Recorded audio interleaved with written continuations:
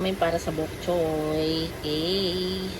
Ready na tayo mag-gisa ng bawang at ang ating mushroom. Lutuin na natin ang ating mushroom.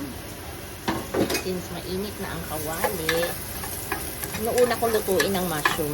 Alam niyo yan, di ba? Bawang yung ating mushroom. Yan. Sarap, maraming bawang. Medyo malayo yung aking camera at yung isa nahihirapan ako. Hindi ko siya may ano. So, gisa-gisa natin sa bawang.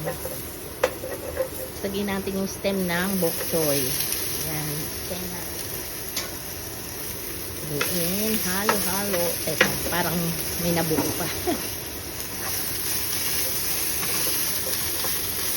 Yan, bok choy. Buin natin maigi para lumambot yung ating stem ng bok choy. Halo lang. Yan lang ang ating kasama ng bok choy, mushroom, shirataki. Tingin ko naman medyo malambot na yan. Lagay na natin yung dahon. Ang ating bok choy. Yan ba kayo? Hinuhugas ng buwan. Ang ating dahon. Yan. Yan. At yan. Po siya. Tira pang dalawa. Uy, nalaglag. Okay. Tatakpan natin to para lumambot. Pag lambot niya, lalagyan natin ng konting soy sauce at saka either konting oyster sauce. Okay.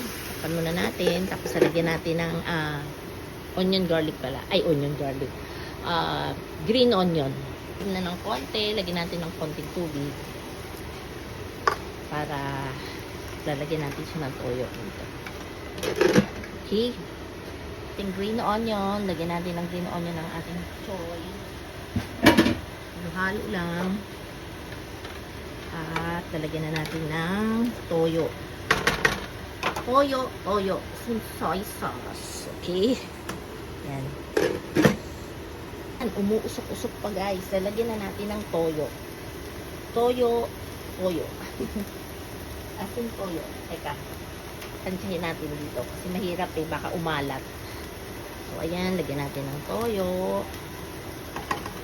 At saka konting oyster sauce. Konti lang kasi hindi bawal sa akin. Lagyan natin ng konti lang. Go. Ayan. Ay.